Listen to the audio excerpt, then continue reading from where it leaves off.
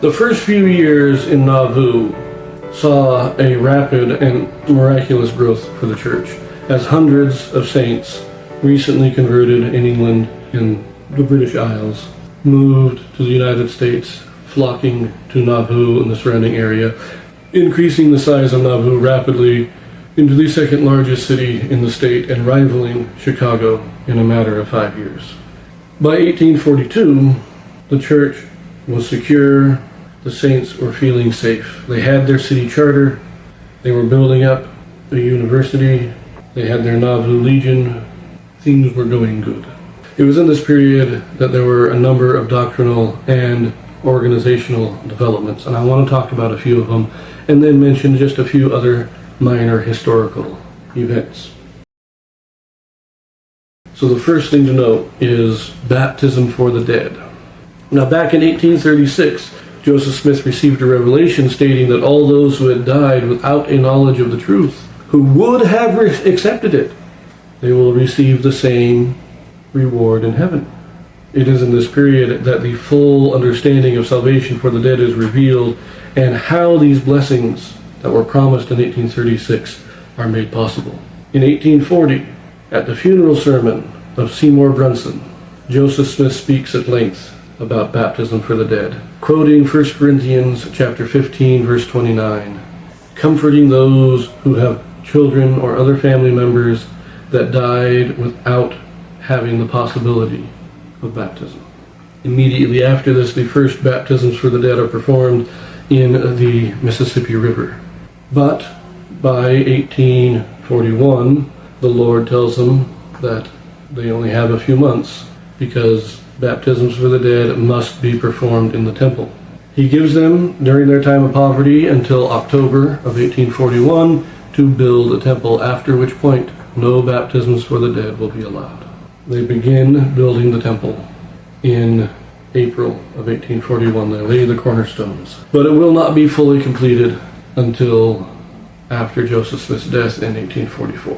One thing I forgot to mention in my original recording is that once the October deadline was approaching and the saints realized they were not going to be able to finish the temple by that time, they instead began construction on a wooden baptismal font that was built in the basement of what would become the Nauvoo Temple.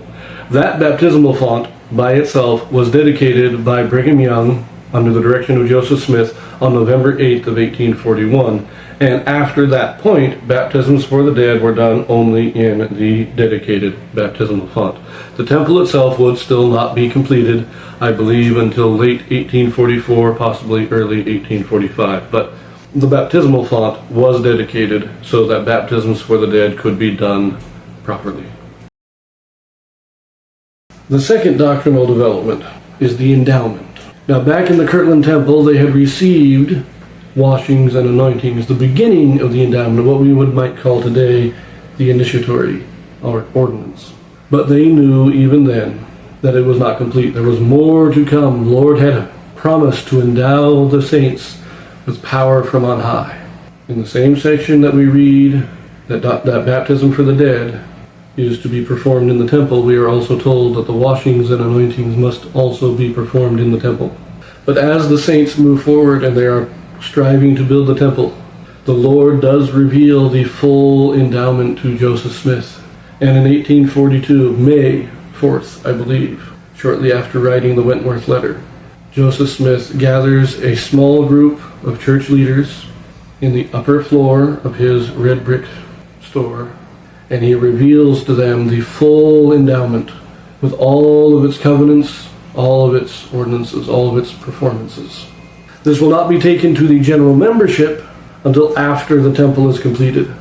But I think at this time Joseph Smith understands that he is probably not going to live to see this temple completed. And so he is trying to pass on everything he can. And so May of 1842, he teaches the top leaders of the church the endowment so that when he is gone and the temple is finished, they will have not only an understanding, but the keys to administer this ordinance to the members. Now, a third development, not doctrinal, but organizational, is the creation of the Relief Society. The Relief Society, so named because it is organized for the relief of the poor, for those saints who are traveling from England and the East and coming into the Nauvoo area with little to no money. It is organized for collecting donations, but also making blankets, pillows, whatever they might need, organizing service for the poor. The first president of the Relief Society is Emma Smith. Her first counselor is Ann Whitney, and her second counselor is Sarah Cleveland. Elvira Cole is the treasurer, and Eliza Snow is the secretary. And they go to work. They are helping the poor, they are lifting them up, they are gathering donations of fabric, of clothes, of anything that people can spare. They are helping with providing food for the poor. They are also having regular meetings in which they teach each other, exhort each other, expound the gospel to each other. I believe Joseph Smith is there for the first organization. He is there to oversee the organization of the Relief Society, and he does visit at these meetings from time to time. So those are our developments in doctrine and organization. Another small note is that in Nauvoo, I believe, by the time they leave, they have something like 27 quorums of 70 organized with their 7 presidents each. I find that very interesting, considering that today we only have 10. A few other things to note. This is also the time that Joseph Smith joins the Freemasons. Now, Hiram Smith and their father, Joseph Smith Sr., had been members of the Freemasons for many years. I believe Hiram joined in the early 1830s. I can't remember. Joseph Smith Sr. either joined at the same time as Hiram, which would be like 31, 32, although he may have joined a few years earlier in like 28 or 29. I cannot remember at this time. But they joined the Freemasons. Joseph Smith joins, and he does mention that their ceremonies are very similar to the Endowment, but they're not the same thing. I'm not going to get into that in this video, but he does join the Freemasons. The other thing is that works of translation are now being published again, particularly the Book of Abraham and the 3 facsimiles. They are all published in church periodicals sent out to the public. This is when it is being presented, the translation of the Book of Abraham is being published. I believe portions of the Joseph Smith translation of the Bible are also published at this time. And Joseph Smith is preparing the Joseph Smith translation for publication as a new full edition of the Bible. That is one thing he is working a lot on, is getting the translation of the Bible ready for publication.